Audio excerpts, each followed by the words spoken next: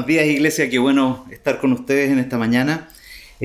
Antes de comenzar con el tema, quiero recalcar una situación. Creo que es tan importante que podamos adorar juntos. Es difícil hacerlo a través de pantallas y todo esto. Pero la verdad es que cuando nos juntamos, si hay algo que nos conecta con la presencia palpable de Dios, es la adoración. Así que ahí donde estás, yo te animo que cada vez que adoremos desde esta pantalla, tú puedas adorar con nosotros en tu corazón.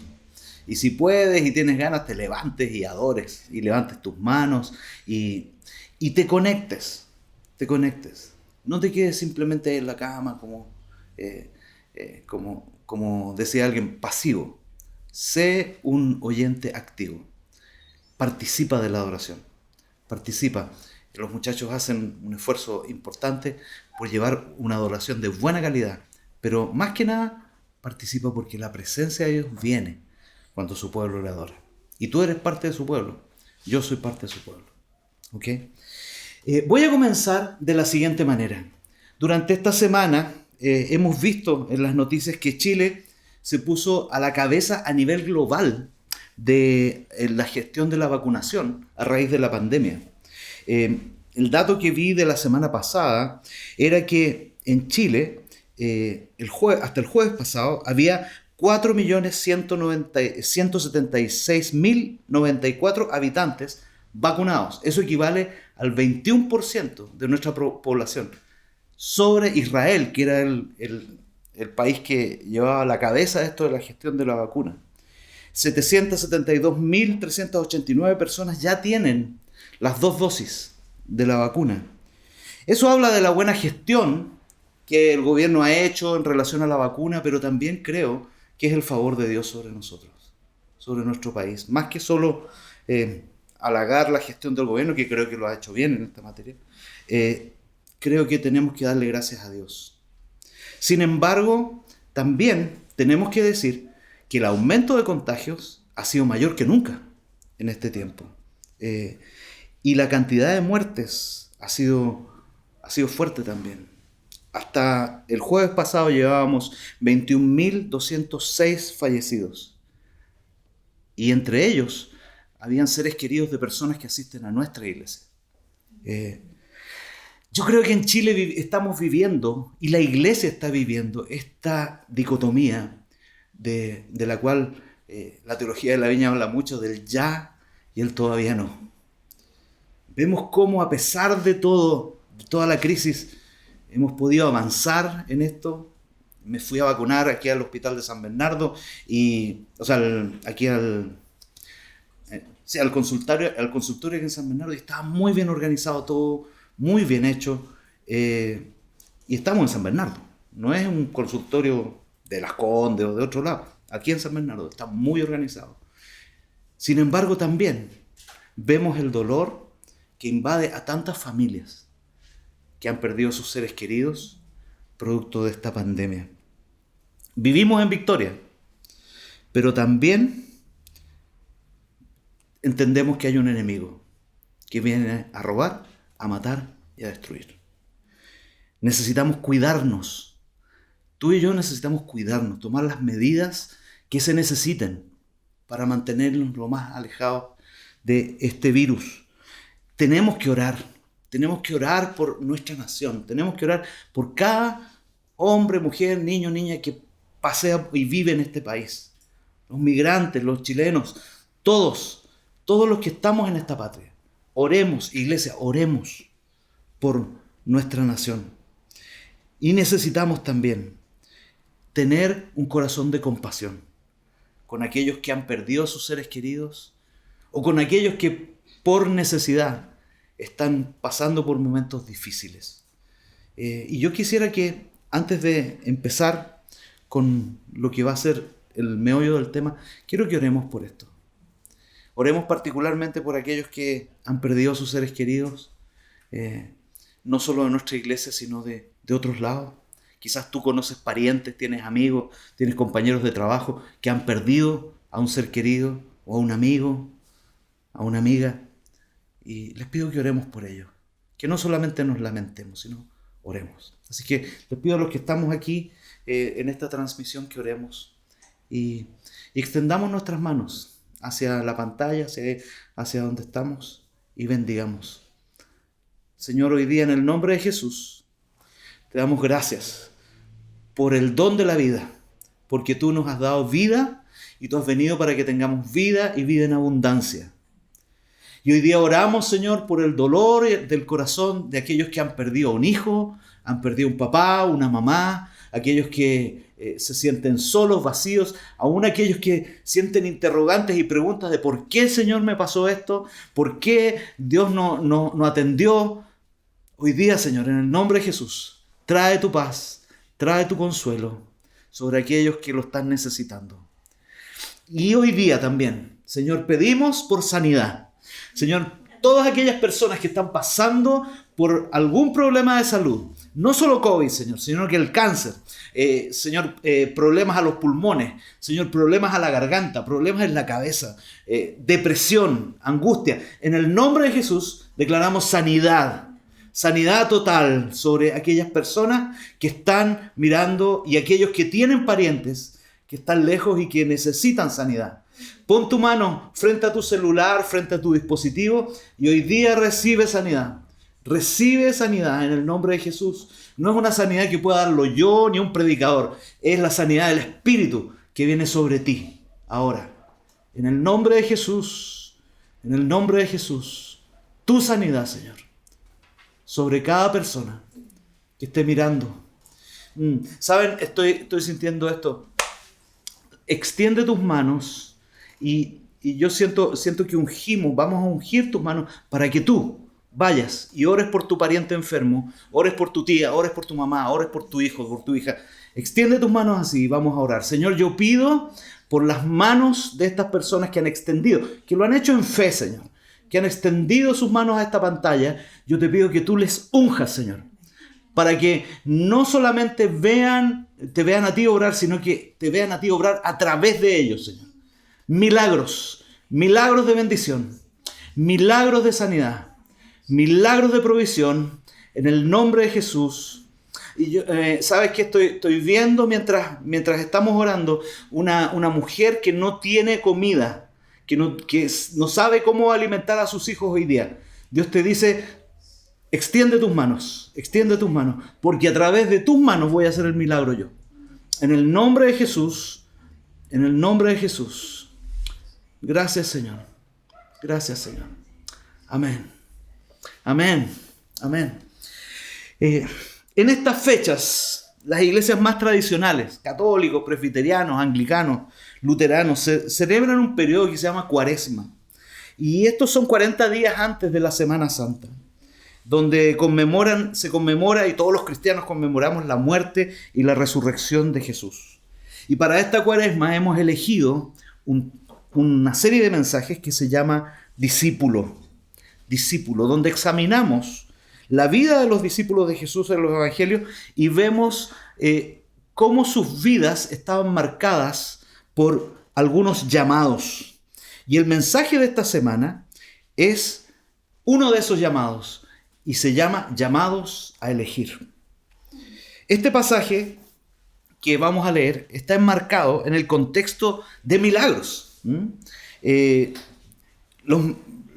pasaje previo al versículo que vamos a leer habla de el milagro de la multiplicación de los panes y los peces.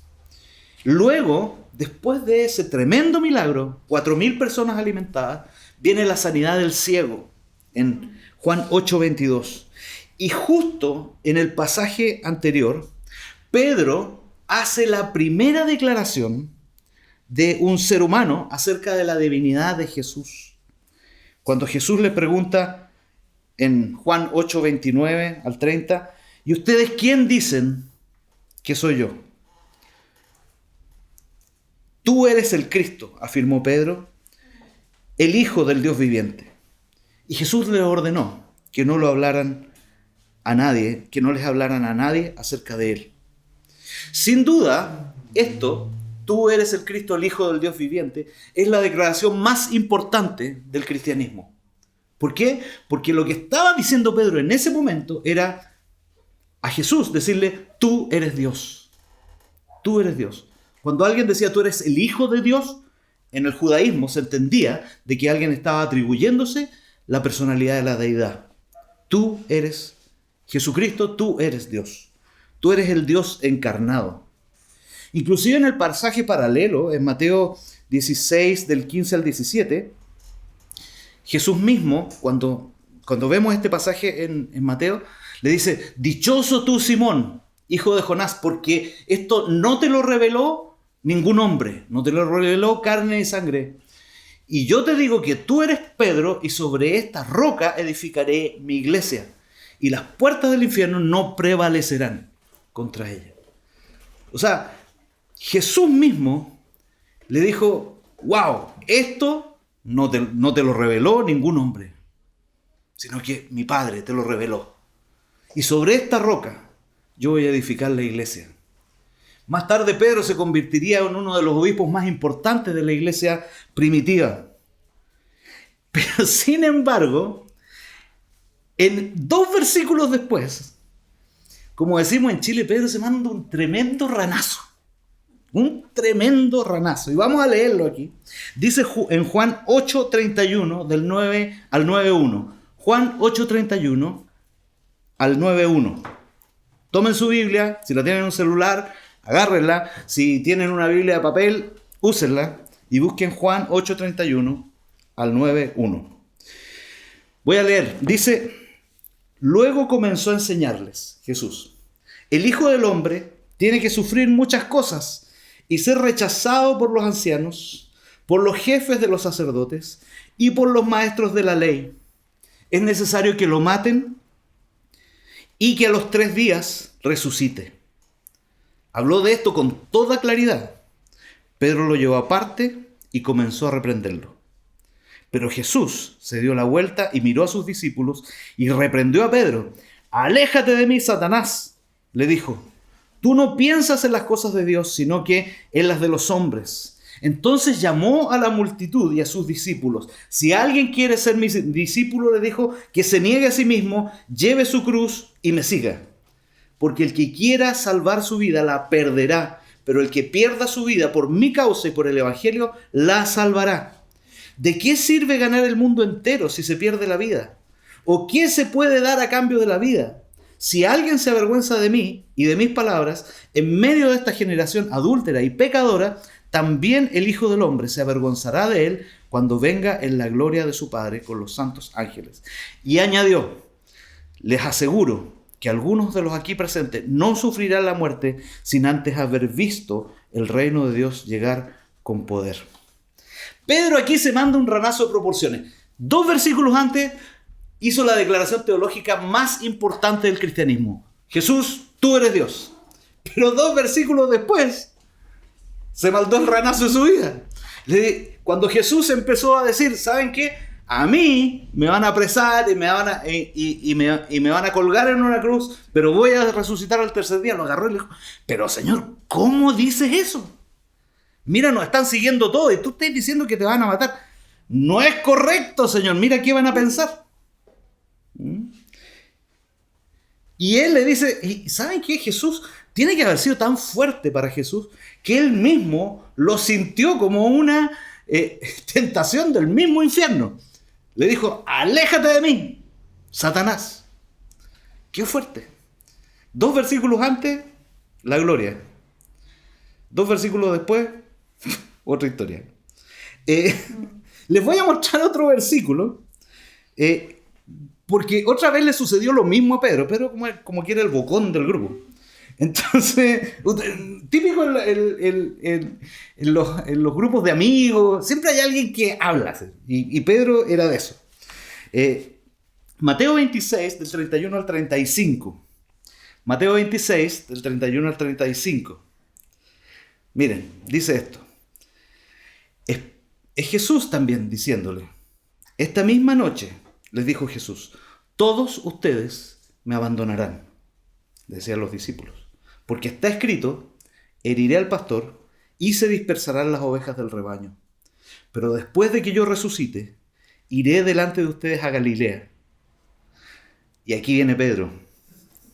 Dice, aunque todos te abandonen, yo jamás lo haré. Pucha, qué lindo. Y después le dice Jesús, te aseguro que esta misma noche, antes que cante el gallo, me negarás 3 veces. Y yo a esa altura me habría quedado callado. No sé, como que yo diría, bueno, él es el maestro, ya bueno, está bien. O sea, yo estoy seguro de que te voy a defender, pero ya que tú lo decís, bueno, me quedo callado. Pero Pedro no, insistió y le dijo, aunque tenga que morir, nunca te voy a dejar.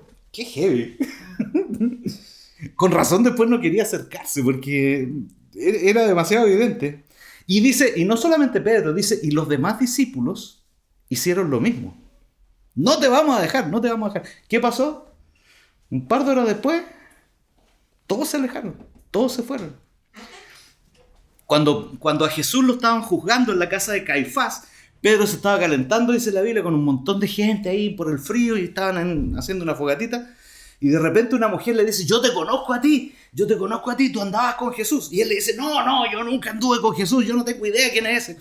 No, si yo te conozco, si yo te he visto con él. Y dice la Biblia que empezó a echar maldiciones. En otras palabras, empezó a decir groserías como un pirata. Empezó a hablar groserías como para no identificarse. Muchas veces prometemos muchas cosas. Pero a la hora de la hora, nos quedamos. Por miedo, por qué van a decir. ¿No nos pasa lo mismo a nosotros? ¿Cuántas veces le hemos dicho, Señor, te voy a seguir hasta la muerte? Pero tenemos un problema con la señora, tenemos un problema con el marido, tenemos un problema con los hijos, y empieza la transmisión y dice, ¿y para qué vamos a ver la transmisión si estamos mal? ¿Para qué va a ir a la iglesia así como estamos? Pensando evangélicamente que para ir a la iglesia o para ver una transmisión de la iglesia hay que estar bien. Pero justo en ese momento, cuando tú y yo tenemos que estar conectados. En ese momento. Creo que la respuesta está en las palabras de Jesús, en el capítulo 8, versículo 34. Juan 8:34 dice, si alguien quiere ser mi discípulo, tome su cruz y sígame. Tome su cruz y sígame. ¿A qué se refiere Jesús con tomar la cruz? Siempre digo esto, pero a mí me gusta definir las cosas porque me parecen claras. Cuando alguien parte diciendo que no es algo, para después decir lo que es. Entonces vamos a decir, ¿a qué no se refiere tomar la cruz? Tomar la cruz no se refiere a que deberíamos reeditar, por decirlo así, el sacrificio de Jesús en la cruz. No se refiere a que deberíamos matar a Jesús otra vez, o que Jesús vuelva a ser crucificado, o que nosotros hagamos lo mismo que Jesús, o que lo hagamos como una suerte de sacrificio. Hebreos 7:27 dice, a diferencia de los otros sumos sacerdotes, él, refiriéndose a Jesús, no tiene que ofrecer sacrificios día tras día, primero por sus propios pecados y luego por los del pueblo, porque él ofreció el sacrificio una sola vez y para siempre, cuando se ofreció a sí mismo. El sacrificio de Jesús fue hecho una sola vez y no es necesario repetirlo. Por lo tanto, llevar la cruz no significa que yo tengo que reeditar el sacrificio de Jesús. No hay más sacrificios por los pecados. Jesús se entregó de una vez y para siempre por ti y por mí. Y eso es maravilloso porque nadie, ningún ser humano en toda la historia humana ha hecho lo que hizo Jesús. Entregarse por nuestras rebeliones, por nuestros pecados, para que nosotros tengamos vida en él. Entonces, llevar la cruz no se refiere a reeditar el sacrificio de Jesús. Número 2, llevar la cruz no se refiere a las personas que nos molestan o que nos agobian o que nos caen mal. cuando recién plantamos la iglesia, una señora, me acuerdo, en la primera reunión, se me acercó y me dijo: pastor, ore por mi marido, que es la cruz que el Señor me dio. Y yo era un poco más vehemente en ese momento. Yo le dije: hermana, ¿sabe qué? No le lecera. ¿Cómo se le ocurre? Si su marido no es la cruz. Y segundo, las cruces no se las pone Jesús, usted se las pone solita. Entonces, la cruz no son las personas. La cruz no es tu hijo que está perdido, que está perdida. La cruz no es tu profesor, no es tu profesora. A veces uno piensa que pareciera que es una cruz, pero no es así. La cruz no es tu pariente, la cruz no es tu pastor. Amén. ¿A qué se refiere tomar la cruz? ¿A qué se refiere tomar la cruz? La cruz es el lugar donde nosotros, tú y yo, podemos llevar nuestras cargas. Podemos llevar nuestras cargas. La cruz es el lugar donde tú y yo podemos llevar nuestras cargas. ¿Y qué quiere decir llevar nuestras cargas? A veces tenemos una suerte de, no sé, preconcepto en relación a lo que es llevar las cargas, y que en parte es correcto, pero hay otra cosa que muchas veces no la estamos viendo. A veces pensamos que llevar las cargas es como si yo cargara un saco pesado y llegara donde la cruz y ¡pua!, la pusiera ahí. Y sí, tiene mucho de cierto eso. Sin embargo, hay otra cosa que significa llevar la cruz, y es no solamente poner nuestras cargas, sino que la cruz es el lugar donde nosotros podemos lamentarnos y quejarnos sin pecado. La cruz es el lugar donde nosotros podemos lamentarnos y quejarnos sin pecado. Porque ustedes saben que la queja es pecado. Cuando yo, en lugar de quejarme frente a Jesús, me quejo frente a mi señora, es un pecado. Porque ella no puede recibir todas mis quejas, no puede recibir todos mis lamentos. Pobrecita. ¿Me entienden? Es el lugar donde podemos llevar nuestras quejas. Es el lugar donde tú puedes llevar tus cargas, tus angustias. Y quejarte, literalmente. Ahora, algunos me dicen: no, pero ¿cómo? ¿Cómo uno se va a poder quejar? Quiero que veamos un par de versículos acerca de esto. Este es un estudio bíblico sobre la queja. Vamos a ver Ruth, capítulo 1, versículos 20 y 21. Ruth, capítulo 1, versículos 20 y 21. Es como el séptimo libro, más o menos, del Antiguo Testamento. Ruth era una mujer que se había ido con su esposo a un lugar extranjero, fuera de Israel, y ahí, fuera de Judá, perdón, y ahí perdió a su marido. Con la ignominia que significaba, el desamparo que significaba en la cultura del Medio Oriente quedar viuda y sin hijos. Ruth, en medio de esa situación, se lamenta. Y se lamenta así. Versículo 20 dice: ya no me llamen Noemí, repuso ella, llámenme Mara, porque el Todopoderoso ha colmado mi vida de amargura. Me fui con las manos llenas, pero el Señor me ha hecho volver sin nada. ¿Por qué me llaman así? Si me ha afligido el Señor, si me ha hecho desdichada el Todopoderoso. ¡Wow! Noemí quejándose de por qué le pasó esto. En un momento de oración, ella se quejó delante de Dios. Señor, ¿por qué me pasó esto? Yo obedecí a mi marido, Señor, y yo lo seguí, y ahora este hombre se muere. ¿Por qué me pasó esto? ¿Saben qué? Pareciera una cosa tan, por decirlo así, tan repentina, pero aquí nos está diciendo la Biblia que delante de Dios está bien quejarse. Y tú y yo podemos elegir poner nuestras cargas en Jesús, quejarnos con Él o llevar nuestras cargas nosotros. Por eso estamos llamados a elegir, pero elegir bien. Otro versículo que quiero hablar, porque si uno examina, si empieza a hablar de este tema de la queja, es bien interesante, porque uno puede encontrar libros enteros en la Biblia que hablan de quejas. Por ejemplo, el libro de Job. El libro de Job habla de que un día Jesús estaba hablando con Satanás, estaban tomando un café, y le dice, ¿no has visto a mi siervo Job? Y Satanás le dice, mira, a ver, no te preocupes, tú lo tienes, él no se queja porque está pochito, pero tú quítale, déjame tocarlo un poquito y vas a ver si él no te maldice en tu cara. Esos fueron los primeros 2 pasajes. Y empieza el despojo de Satanás de la vida de Job.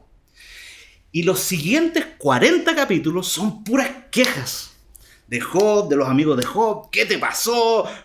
Quizás estáis mal tú, Job, por eso te pasó. Y Job quejándose de Dios. Léanlo, yo los invito, es un libro muy, muy interesante. Pero son 40 capítulos de quejas. De quejas. El libro de Jeremías, ese es otro libro que es de quejas. De hecho, los evangélicos más tradicionales conocen a Jeremías con un nombre, le llaman el profeta, ¿cómo? Llorón, el profeta llorón. Porque se queja y se queja y se queja. Y es un libro largo de muchas quejas. Y también los salmos. Uno pensaría que los salmos, la presencia de Dios, David, ahí, toda la cosa. Pero de repente empieza a leer las quejas de David. Y uno dice, yo necesito un psiquiatra. Está muy raro. Le voy a leer un pasaje del Salmo 31, del 11 al 13. Salmo 31, del 11 al 13. Miren lo que dice David.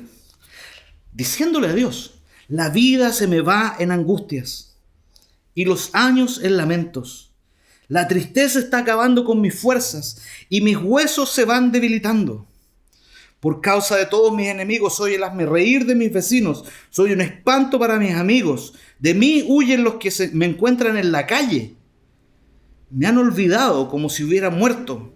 Soy como una vasija hecha a pedazos. Son muchos los que oigo cuchichear. Hay terror por todas partes. Se han confabulado contra mí y traman quitarme la vida. David, lleno de temor, paranoico porque piensa que toda la gente lo observa, pero él no va con eso delante de la gente, él va delante de Dios. Así como fue un día con su arpa y empezó a tocar alabanza, va también con sus quejas delante de Dios.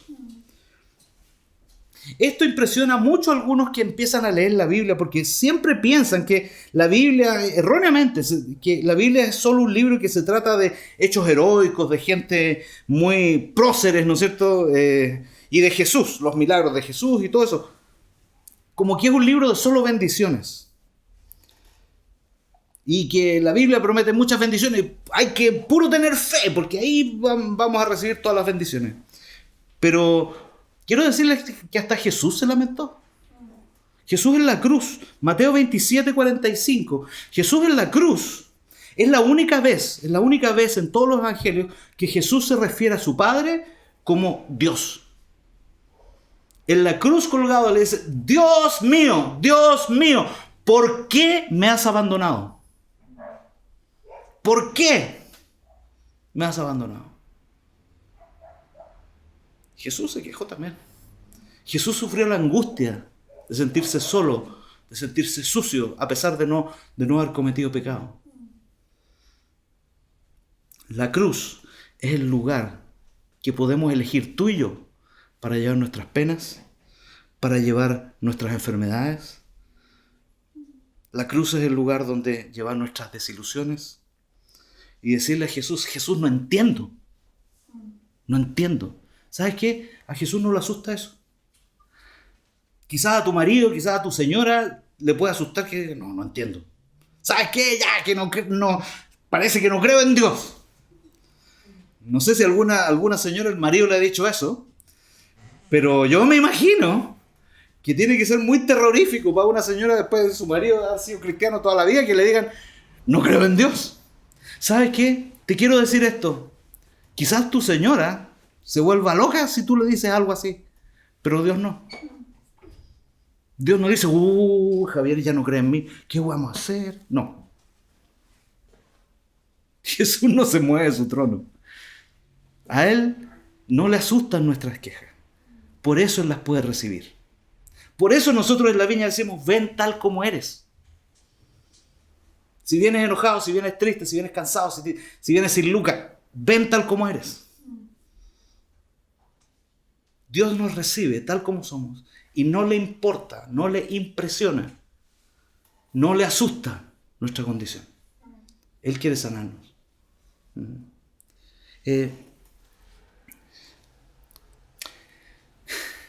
John Wimber es el fundador de la Viña. Y cuando él empezó el movimiento Viña, empezó con un grupo pequeño. Y Dios le puso en el corazón que tenía que orar por los enfermos para que se sanen. Y empezó a leer todos los versículos y todos los capítulos de los evangelios que hablaban de la sanidad de Jesús. Y vio la forma en que Jesús oraba por los enfermos y se sanaban. Escuchó mensajes de todos lados acerca de sanidad.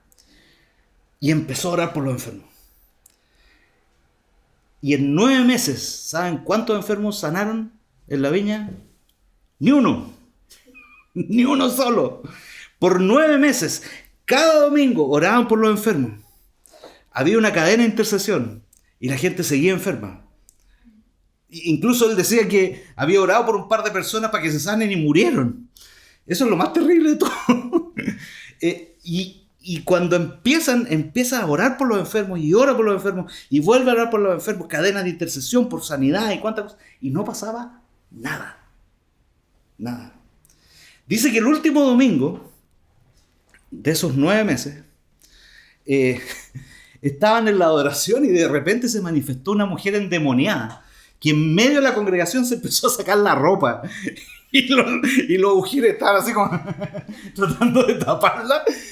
Fue terrible, fue horrible. Y siempre al final dice que oraban detrás de una cortina, porque ellos se reunían en un colegio, igual que nosotros. Se reunían en un colegio y había una cortina en el salón de actos y los esperaban detrás de la cortina los que querían oración. Y llegaron un par de personas para orar por los enfermos. Y dice Wimber que empezó a orar por las personas junto con los otros líderes. Y cuando vio que no pasaba nada, dijo, Señor, ya estoy cansado. Delante de todo, dijo, ya estoy cansado, Señor. Yo he hecho todo lo que dice aquí en tu libro. Yo he hecho todo lo que dice aquí en el libro negro. Yo te obedecí, yo oí que tú me dijiste, ora por los enfermos para que se sanen y no se sanen. Yo estoy haciendo mi parte, hay alguien más que no la está haciendo y ese no soy yo, Señor. Literalmente le dijo eso. Estaba muy enojado, pero se lo dijo al Señor. Se lo dijo. Al otro día lunes, en la mañana, lo llama un hombre de la iglesia y le dice, ¿sabes qué? Mi esposa está enferma, tiene fiebre y yo me tengo que ir a trabajar. ¿Tú podrías venir antes que me vaya al trabajo para orar por ella? Y él pensó y dice, ¿todavía hay gente que cree en esta cuestión? Y dijo, ya, bueno, voy. Y partió y se fue. Y llegó al lugar y dice que él vio a esta mujer que estaba con fiebre, estaba volando en fiebre, y la miró y dijo, estaba roja, así, enferma, pero bien enferma. Estaba tiritando con tercianas y cuánta cosa. Y dice que él oró así, pero como decimos así, como para el CHI nomás, así como que, ya, una cosita así poca, y después se puso a hablar con el marido para decirle por qué no se sana a la gente, porque ya tenía como el discurso más o menos aprendido. Y dice que mientras estaba hablando con el marido, de repente el marido empieza a mirar por sobre el hombro de él, y al fondo estaba la pieza, y de repente se da vuelta, y ve a la esposa levantada en la cama, haciendo la cama. Y le dice, ¿y tú? Bueno, le dice, tú oraste por mí y el Señor me sanó. No, le dice, yo no sano a nadie. Y dice, no, ¿quieres quedarte a tomar un café? No, por favor. Y salió, dice que salió vuelto loco, por fin tenía uno después de 9 meses. Dice que salió manejando en su auto y se fue por la autopista. Y dice que de repente tuvo una visión. Y era una visión tan evidente, que él tuvo que estacionarse como en la berma de la carretera y se puso a mirar la visión. Se bajó del auto y empezó a mirar la visión. Y vio una visión de un panal de miel, un inmenso panal de miel, que goteaba miel hacia abajo. Y había personas que agarraban debajo de esa miel que caía y se la comían y se la pasaban por el pelo, se la pasaban por los brazos, la disfrutaban. Pero en cambio había otra gente que les caía la misma miel y decían, ¡pah! ¡Qué asco más grande! Y él le preguntó al Señor, Señor, ¿qué es esto? Y dice que sintió el Espíritu Santo decirle, es mi misericordia, John. Está disponible para todos. Pero algunos la reciben y otros no quieren recibirla.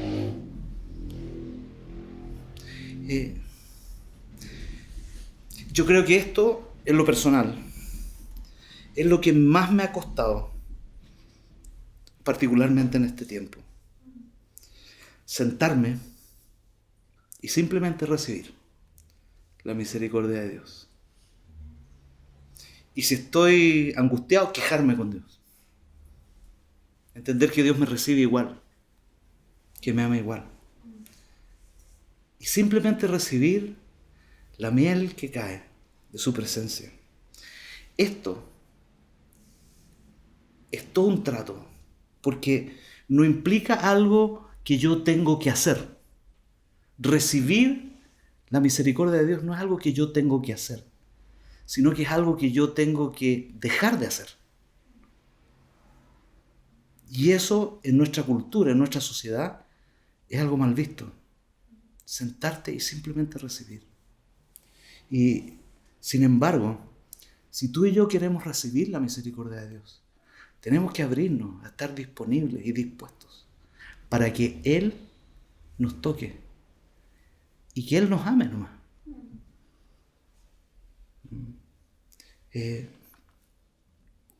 Recibir su misericordia significa detenerte, parar y descansar en Él. ¿Tú crees que Dios se escandaliza porque te quejes con Él? ¿O de Él incluso? Quizás, ¿saben qué? A veces he pensado esto estos últimos días. Quizás Él está esperando eso para que realmente seamos nosotros, sea nuestro corazón el que clama. Quizás está esperando eso para hacer el milagro que tú y yo estamos esperando. Quizás Él está esperando que tú y yo seamos como niños y recibamos la miel que Él quiere derramar, su misericordia sobre nosotros. Vamos a orar hoy día y quiero pedirte, si estás ahí y has estado frustrado, porque has intentado de muchas maneras que tu hijo se conecte con Dios, que tú misma o tú mismo puedas conectarte con Él, o estás cansada de vivir como una vida tan estrecha en lo económico, o quizás estás tan preocupada porque no puedes lograr que tu hijo pueda estudiar, pueda hacer las tareas y como tú dices, ¿cómo lo voy a hacer? ¿Sabes qué? Hoy día yo te voy a pedir que simplemente hagas esto, extiendas tus manos, cierres tus ojos y le digas, Señor, yo recibo lo que tú quieras darme hoy. Hoy día quiero simplemente ser hijo, ser hija.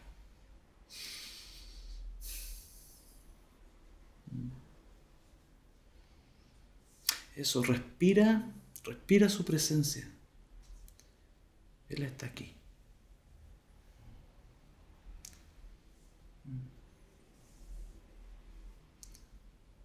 Su presencia y su gloria traen paz a mi ser.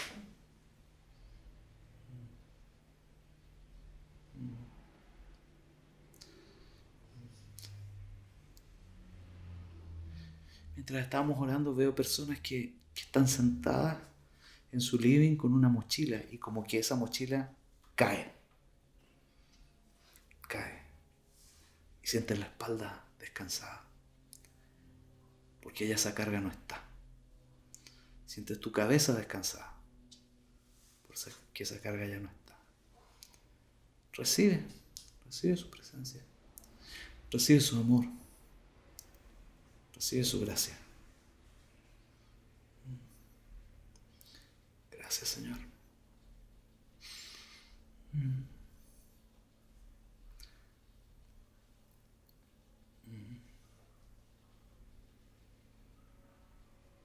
¿Cuánto anhelamos estar en tu presencia?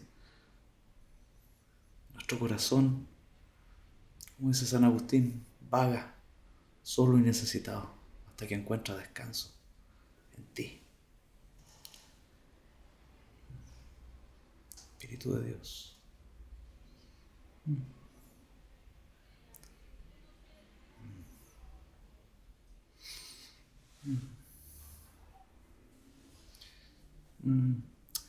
Quiero decirte algo. Hace 3 domingos atrás yo hablé acerca de esto. Muchas veces viene la presencia de Dios, así como viene hoy día, así como ahora está en tu lugar.